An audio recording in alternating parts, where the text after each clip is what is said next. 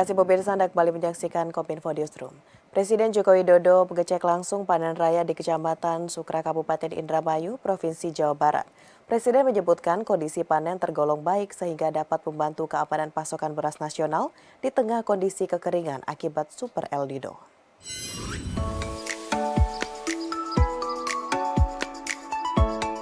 Presiden Joko Widodo pada Jumat 13 Oktober 2023 mengecek langsung panen raya di Kecamatan Sukra, Kabupaten Indramayu, Provinsi Jawa Barat. Presiden menyebutkan kondisi panen yang ada di wilayah Kecamatan Sukra tergolong baik dengan dukungan oleh irigasi teknis yang baik, sehingga mampu menghasilkan rata-rata 8,6 ton per hektar. Dengan demikian dapat dipastikan produk beras nasional masih baik di tengah kondisi kekeringan akibat Super El Nino. Selain itu, Presiden menyebutkan guna menurunkan dan menjaga stabilitas harga beras, pemerintah akan terus menambah cadangan beras yang ada di Bulog. Hingga saat ini cadangan beras yang ada di Bulog sebanyak 1,7 juta ton dan akan datang sebanyak 500 hingga 600 ton lagi ke Indonesia. Dengan artian cadangan pangan Indonesia dalam kondisi aman. Presiden menyebutkan harga jual gabah kini tergolong tinggi, bisa mencapai Rp7.300 per kilogram, sehingga memberi keuntungan kepada petani. Nah, ini yang saya melihat ke bawah itu untuk memastikan bahwa produksi itu masih baik. Tapi memang turun karena Super El Nino. Tapi masih baik, jadi jangan nanti kita terkondisikan, wah kelihatan ngeri sekali, enggak. Produksi masih baik, tetapi memang terganggu sedikit oleh Super El Nino. Dan 1,7. Cadangan di Bulog 1,7. Dan akan datang lagi kira-kira 500-600 ribu ton. Jadi artinya cadangan pangan kita kondisinya aman. Tapi memang kita butuh beras ini juga untuk masuk ke pasar, harga bisa turun sedikit demi sedikit.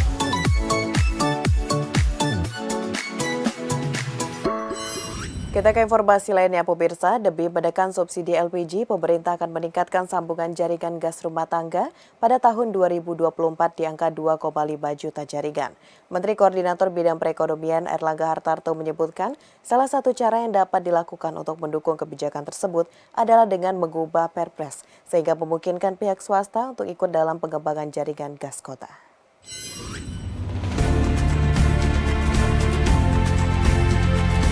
Menteri Koordinator Bidang Perekonomian Airlangga Hartarto dalam konferensi pers usai mengikuti ratas bersama Presiden Joko Widodo menyebutkan, pemerintah akan meningkatkan sambungan jaringan gas rumah tangga untuk mengurangi penggunaan gas LPG, khususnya penggunaan LPG tabung 3 kg. Peningkatan sambungan jaringan gas rumah tangga tersebut akan dilakukan pada tahun 2024 dengan target mencapai 2,5 juta jaringan. Hal tersebut didasari dengan terus bertambahnya beban fiskal dikarenakan konsumsi LPG dari tahun ke tahun terus meningkat, terutama LPG subsidi. Dan diperkirakan subsidi pada tahun 2023 ini akan mencapai 117 triliun rupiah. Dan sebanyak 594 ribunya pendanaan berasal dari pemerintah, serta 241 ribu dari perusahaan gas negara. Untuk mewujudkan agar tahun 2024 jaringan gas bisa dinaikkan, pemerintah saat ini telah masuk dalam tahapan pengkajian kebijakan pembuatan regulasi yang memungkinkan pelibatan pihak swasta melalui skema kerjasama pemerintah dengan badan usaha. Nantinya Menteri ESDM akan ditunjuk sebagai penanggung jawab kerjasama KPBU. Presiden juga meminta agar lapangan yang berpotensi memproduksi LPG atau LPGBD terus didorong.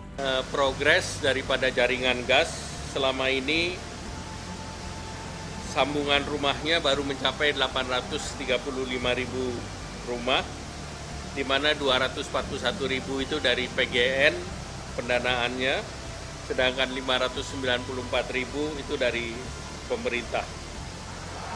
Nah, tentu Jargas ini menjadi perhatian pemerintah agar jaringan gas ini bisa dinaikkan di tahun 2024 ke angka 2,5 juta jaringan.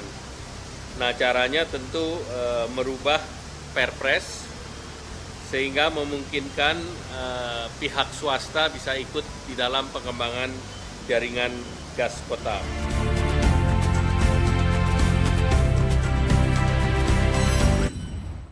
Tim Pertamina Mandalika SAG Racing Indonesia optimis jika pembalap SAG Racing Team mampu bersaing dan mendapatkan hasil maksimal di ajang MotoGP Mandalika 2023. Sejumlah persiapan telah dilakukan secara matang mulai dari teknis hingga kesiapan para pembalap untuk bersaing di sirkuit. Direktur Pertamina Mandalika SAG Racing Team Kemal Syahda-Sution dalam keterangan persnya usai mengikuti acara Meet and Greet pembalap Moto2 Pertamina Mandalika SAG Racing Team Indonesia di Gold Dragon Senayan Park, Jakarta. Optimis jika pembalap SAG Racing Team mampu bersaing dan mendapatkan hasil maksimal di ajang MotoGP Mandalika 2023. Sejumlah persiapan telah dilakukan secara matang oleh tim Pertamina Mandalika SAG Racing Indonesia untuk berlaga di ajang internasional yang digelar pada 13 hingga 15 Oktober 2023 di sirkuit Mandalika, Kabupaten Lombok Tengah tersebut, mulai dari teknis hingga kesiapan para pembalap untuk bersaing di sirkuit. Para pembalap ditargetkan berebut posisi 5 besar dengan melakukan beberapa persiapan teknis yang matang. Dukungan dan antusiasme pecinta MotoGP tanah air memberikan semangat kepada para pembalap Pertamina Mandalika SAG Racing Team Indonesia untuk tampil maksimal. Kita ini sedang persiapan untuk menghadapi MotoGP Indonesia 2023. Nah, memang kalau persiapan kita dari yang sebelum-sebelumnya, memang sekarang harus lebih matanglah. Persiapan dari tim, kita berharap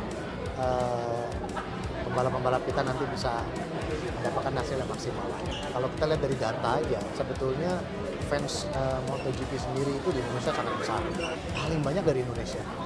Jadi mungkin kedepannya kita harus lebih banyak membuat aktivasi yang lebih kali ya, supaya masyarakat ibaratnya gini ya, bisa lebih mudah kepada masyarakat Indonesia.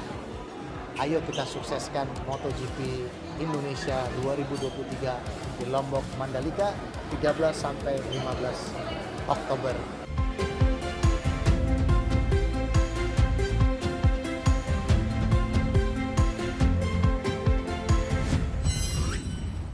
Pemirsa, dalam rangka memeriahkan gelaran MotoGP Mandalika 2023, sejumlah komunitas seni dan budaya ramaikan 4 titik lokasi di Pulau Lombok dengan membuka stand pameran dan permainan tradisional.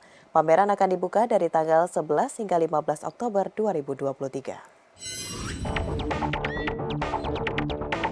Gelaran balap motor internasional MotoGP Mandalika 2023 akan dilaksanakan pada 13 hingga 15 Oktober 2023 di sirkuit Mandalika.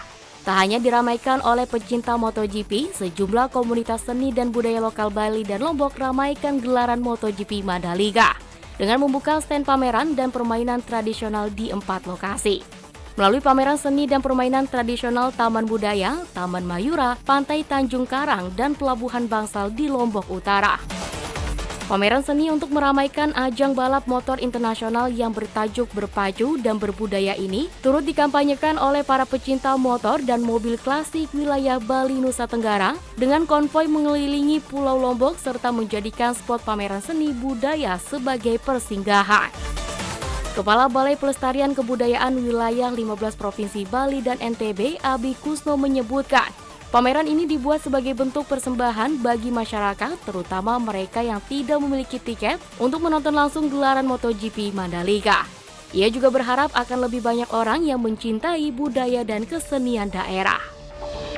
Kita ambil momennya MotoGP juga untuk bisa untuk MotoGP kan khusus mereka yang punya tiket akan bisa ke sana. Nah, yang tidak punya tiket untuk nonton ya kita buatkan satu hiburan, satu budaya yang kita tampilin, media pembelajaran dan lain-lain. Jadi inilah untuk masyarakat, untuk pesta rakyatnya kita siapkan di Lombok.